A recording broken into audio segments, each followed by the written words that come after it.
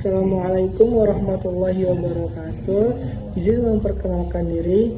Nama saya Rizky Rizaldi Deni Kesuma dengan NPM 2171010034 Prodi Biologi dengan dosen penguji Dr. Ali Murtado MSc. Baik, di sini saya akan memaparkan materi yang berjudul Kekuasaan dan Kehendak Mutlak Tuhan. Adapun latar belakang dari permasalahan ini yakni perbedaan pandangan dalam aliran-aliran teologi Islam mengenai peran akal, fungsi, wahyu, serta kebebasan dan kekuasaan manusia atas kehendak dan tindakannya. Menyebabkan perbedaan pemahaman mengenai kekuasaan dan kehendak mutlak Tuhan. Bagi aliran yang meyakini bahwa akal memiliki peran penting dan manusia bebas serta memiliki kekuasaan atas kehendak dan perbuatannya, kekuasaan dan kehendak Tuhan tidak dianggap mutlak sepenuhnya. Baik, di sini ada pemahaman beberapa kaum. Yang pertama, kaum Asy'ariyah, yakni kekuasaan dan kehendak mutlak Tuhan bagi kaum Asy'ariyah yaitu Tuhan berkuasa dan berkehendak mutlak. Sedangkan bagi kaum Mu'tazilah yakni kekuasaan dan kehendak mutlak Tuhan bagi kaum Mu'tazilah yaitu kekuasaan dan kehendak Tuhan tidak lagi mempunyai sifat semutlak-mutlaknya. Adapun menurut kaum Maturidiyah yakni golongan Bukhara menganut pendapat bahwa Tuhan mempunyai kekuasaan mutlak. Menurut Al-Bazawi, Tuhan memang berbuat apa saja yang dikehendakinya dan menentukan segalanya menurut kehendaknya. Adapun pembahasan selanjutnya yakni paham Al-Asy'ariyah. Paham Asy'ariyah adalah salah satu mazhab teologi dalam Islam yang berkembang dalam tradisi Ahlus Sunnah wal Jamaah atau disebut Sunni. Mazhab ini muncul sebagai respons terhadap paham Mu'tazilah yang sangat mengedepankan rasionalisme dalam teologi Islam. Paham ini dinamai dari pendirinya yakni Abu Al-Hasan Al-Asy'ari pada tahun 873 hingga 936 Masehi. Seorang ulama yang awalnya seorang pendiri Mu'tazilah tetapi kemudian menolak beberapa ajaran Mu'tazilah dan mengembangkan sistem teologi yang lebih modern. Asy'ariyah akhirnya menjadi mazhab akidah resmi di banyak wilayah Islam, terutama di daerah yang bermazhab Syafi'i dan Maliki. Paham ini memiliki banyak kesamaan dengan Maturidiyah, meskipun terdapat beberapa perbedaan dalam konsep akidah. Dan selanjutnya yakni sejarah lahirnya paham Al-Asy'ariyah. Abu Al-Hasan Al-Asy'ari awalnya merupakan murid dari seorang tokoh besar Mu'tazilah, yakni Abu Ali Al-Jubba'i selama 40 tahun. Ia menjadi penganut setiap paham Mu'tazilah yang sangat menekankan akal dalam memahami ajaran Islam. Namun, suatu hari ia mengalami krisis intelektual dan teologis. Dikisahkan bahwa ia bermimpi bertemu Rasulullah SAW yang menyuruhnya meninggalkan paham Mu'tazilah. Sejak itu, ia mulai mengkritik ajaran Mu'tazilah dan mengembangkan mazhab Asy'ariyah yang berusaha mengharmonikan antara akal dan wahyu. Paham Asy'ariyah kemudian berkembang pesat dan menjadi pegangan banyak ulama besar dalam sejarah agama Islam. Selanjutnya yaitu prinsip-prinsip dasar teologi Asy'ariyah.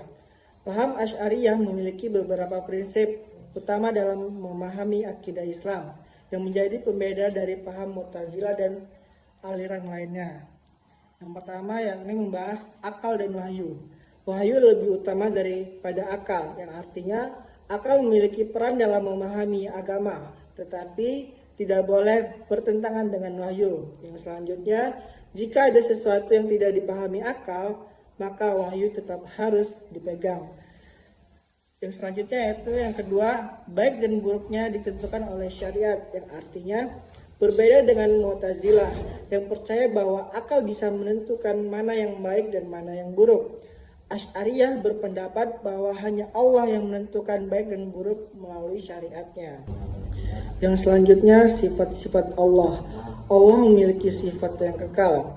Artinya Allah memiliki sifat-sifat seperti ilmu kudrah atau kuasa, iradah atau kehendak, sama atau mendengar, dan basar atau melihat. Sifat-sifat ini bukan bagian dari zat Allah, tetapi juga bukan sesuatu yang terpisah. Poin selanjutnya yakni menolak tasbih atau penyerupaan Allah dengan makhluk. Asy'ariyah menegaskan bahwa Allah tidak serupa dengan makhluknya. Laisa kamitslihi syai'un. Ketika Allah disebut memiliki tangan atau wajah dalam Al-Quran, itu harus dipahami secara metaforis, bukan dalam arti fisik. Yang selanjutnya yaitu Al-Quran adalah kalam Allah yang diciptakan, yang artinya Asy'ariyah menolak pandangan Mu'tazilah yang mengatakan bahwa Al-Quran adalah makhluk diciptakan. Al-Quran adalah kalam Allah yang bersifat azali atau kekal dan bukan sesuatu yang baru diciptakan. Selanjutnya yaitu kehendak bebas dan takdir atau disebut qada dan qadar. Manusia punya usaha, tetapi segala sesuatu ditentukan oleh Allah Subhanahu wa taala, yang artinya manusia memiliki kebebasan dalam berusaha, tetapi hasil akhirnya tetap ditentukan oleh Allah.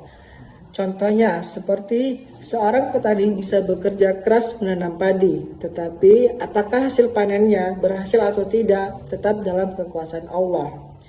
Poin selanjutnya yaitu segala sesuatu sudah ditakdirkan oleh Allah, yang artinya Allah sudah mengetahui dan menentukan segala sesuatu sejak awal, tetapi manusia tetap memiliki tanggung jawab atas perbuatannya.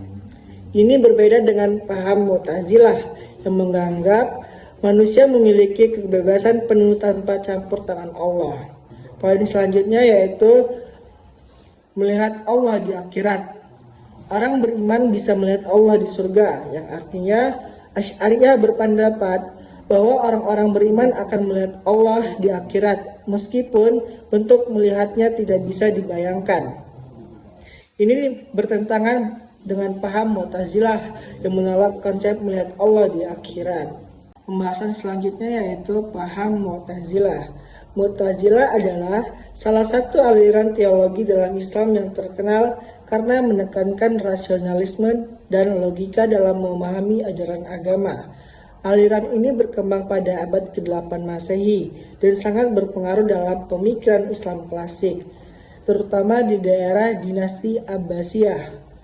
Mu'tazilah memiliki pandangan yang berbeda dari Ahlus Sunnah wal Jamaah, terutama dalam hal hubungan antara akal dan wahyu, sifat-sifat Allah, takdir, serta status orang yang berdosa besar. Paham ini sempat menjadi doktrin resmi di Kekhalifahan Abbasiyah pada masa pemerintahan Khalifah Al-Ma'mun, tetapi kemudian mengalami kemunduran setelahnya. Meskipun begitu, pemikiran Mu'tazilah masih memiliki pengaruh dalam berbagai diskusi, teologi, dan filsafat Islam hingga saat ini. Kekuasaan mutlak itu dibatasi oleh natur atau hukum alam atau disebut sunnah Allah yang tidak mengalami perubahan. Al-Quran memang mengatakan Bismillahirrahmanirrahim walan tajida li sunnatillahi tabdila, yang artinya dan engkau tidak akan mendapati perubahan pada sunnah Allah. Quran Surat Al-Ahzab ayat 62. Adapun pembahasan selanjutnya yaitu sejarah lahirnya paham Mu'tazilah. Mu'tazilah muncul pada awal abad ke-8 Masehi, tepatnya di Basrah, Irak. Aliran ini didirikan oleh Wasil bin Atha pada tahun 699 hingga 748 Masehi, seorang murid dari Hasan al-Basri. Poin yang selanjutnya yaitu asal-usul nama Mu'tazilah. Yang pertama, versi Hasan al-Basri. Suatu hari, seorang murid bertanya kepada Hasan al-Basri tentang status orang muslim yang melakukan dosa besar. Selanjutnya, Wasil bin Atha menjawab bahwa orang tersebut tidak bisa disebut sebagai mukmin atau kafir, tetapi berada dalam posisi di antara keduanya, al-manzilah baina al-manzilatain.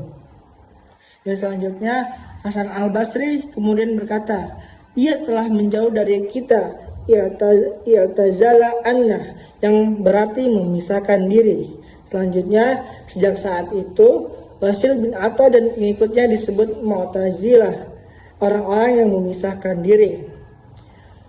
Adapun versi yang kedua yakni versi politik. Sebagian sejarawan berpendapat bahwa nama Mu'tazilah berasal dari sikap mereka yang tidak berpihak dalam konflik politik antara kelompok Ali dan kelompok Muawiyah pada masa awal Islam.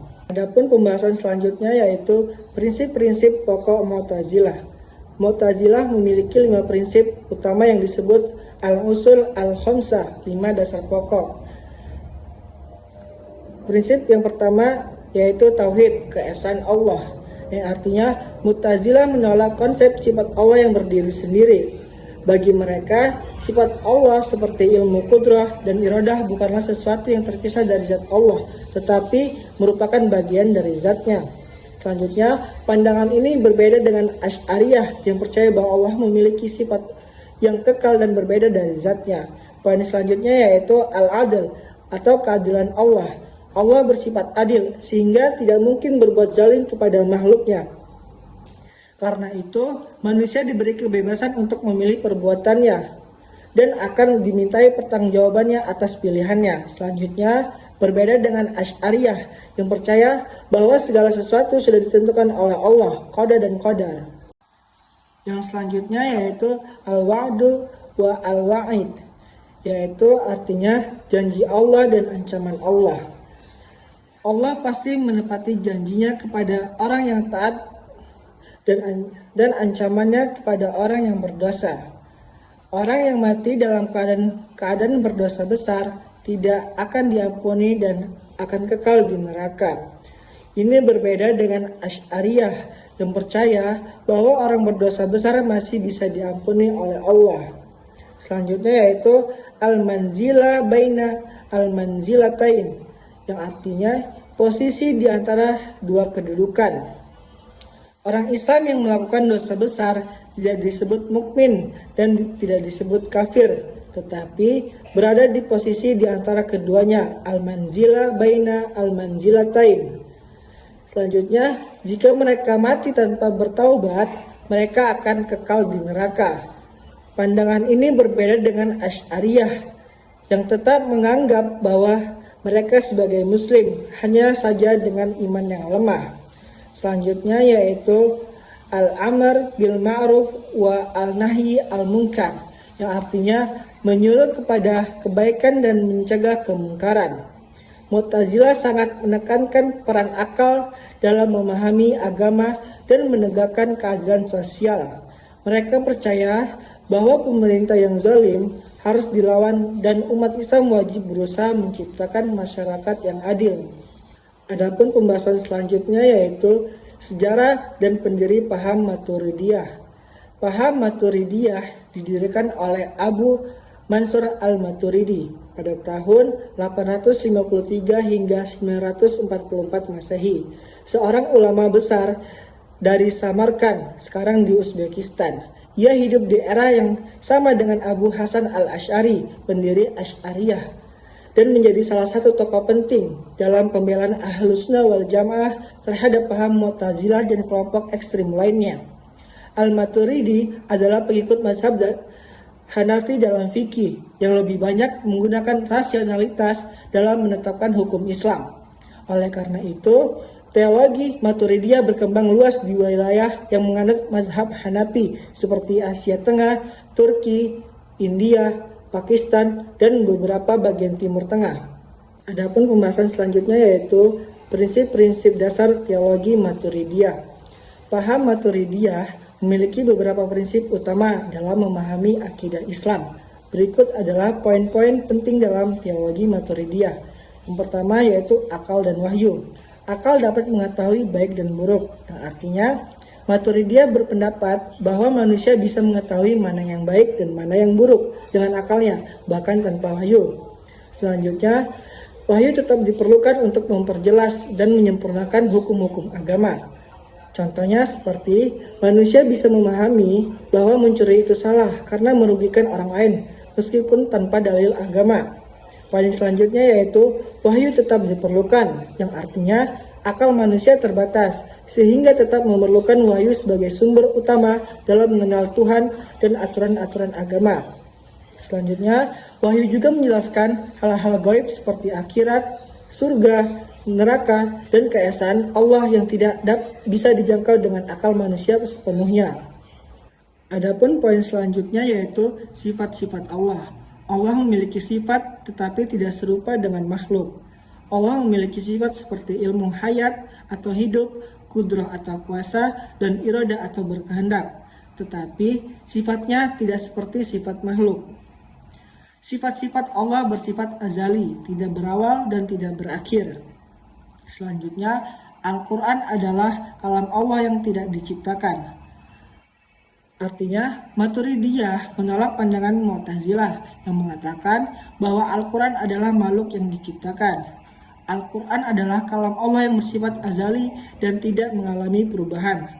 Adapun poin selanjutnya yaitu kehendak bebas dan takdir atau disebut qada dan qadar. Maturidiyah mengambil jalan tengah antara Asy'ariyah dan Mu'tazilah dalam masalah takdir. Menurut Mu'tazilah, manusia bebas sepenuhnya dalam memilih perbuatannya. Sedangkan menurut Asy'ariyah, segala sesuatu sudah ditentukan oleh Allah. Manusia hanya menjalani. Sedangkan menurut Maturidiyah, manusia memiliki ikhtiar atau usaha dalam hidupnya. Tetapi Allah tetap memiliki kekuasaan mutlak atas segala sesuatu. Contohnya seperti manusia bisa memilih untuk bekerja keras atau malas, tetapi hasil akhirnya tetap bergantung pada ketentuan Allah. Adapun poin selanjutnya yaitu melihat Allah di akhirat. Orang beriman bisa melihat Allah di surga. Paham ini sejalan dengan Asy'ariyah dan bertentangan dengan Mu'tazilah yang menolak konsep melihat Allah. Maturidiyah percaya bahwa orang-orang beriman akan dapat melihat Allah di akhirat tanpa mengetahui bagaimana caranya. Adapun poin selanjutnya yaitu status orang berdosa besar. Orang Islam yang berdosa besar tetap mukmin, yang artinya paham ini berbeda dengan Mu'tazilah yang mengatakan bahwa orang yang berbuat dosa besar berada di posisi antara mukmin dan kafir, manzila baina manzilatain. Yang selanjutnya, Maturidiyah berpendapat bahwa seorang muslim yang berdosa besar tetap mukmin, tetapi imannya lemah dan masih mungkin mendapat ampunan Allah. Selanjutnya, jika Allah menghendaki, dia bisa dihukum di neraka sebelum akhirnya masuk surga. Adapun pembahasan selanjutnya yaitu perbedaan Mu'tazilah dengan Asy'ariyah dan Maturidiyah. Baik, di sini saya akan menampilkan tabel perbedaan. Yang pertama yaitu aspek akal dan wahyu. Menurut Mu'tazilah, akal lebih utama, wahyu harus sesuai logika. Sedangkan menurut Asy'ariyah, wahyu lebih utama, akal terbatas. Dan sedangkan menurut Maturidiyah, akal bisa memahami sebagian hukum tanpa wahyu. Dan selanjutnya yaitu aspek sifat Allah. Menurut Mu'tazilah, Allah tidak memiliki sifat terpisah dari zatnya. Sedangkan menurut dari Asy'ariyah, Allah memiliki sifat tetapi tidak seperti makhluk. Dan sedangkan menurut Maturidiyah, Allah memiliki sifat yang nyata tetapi tidak seperti makhluk. Aspek selanjutnya yaitu Al-Quran. Menurut Mu'tazilah, Al-Quran adalah makhluk yang diciptakan. Sedangkan menurut Al-Asy'ariyah, Al-Quran adalah kalam Allah yang tidak diciptakan.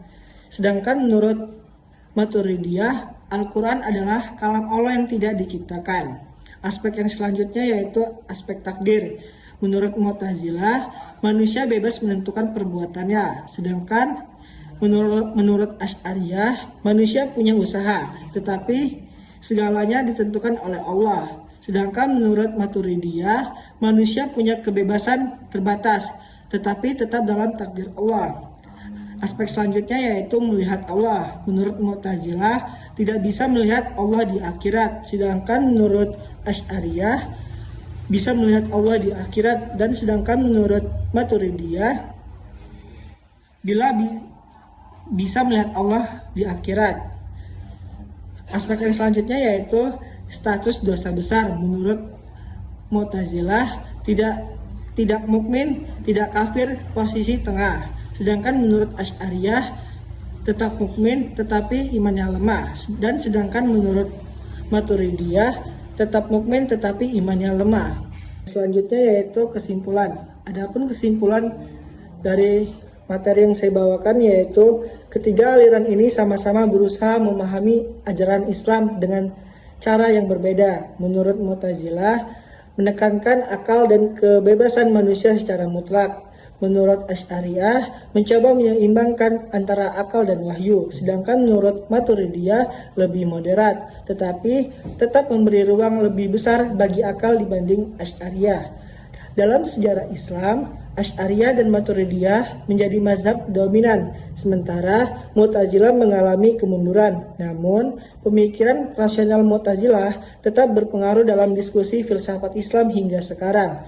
Ketiga aliran ini memiliki perbedaan dalam memahami hubungan antara akal dan wahyu, tetapi semuanya tetap bertujuan untuk memahami Islam secara lebih mendalam. Sekian pemaparan materi dari saya. Apabila ada kekurangan, saya mohon maaf, dan kepada Allah saya mohon ampun.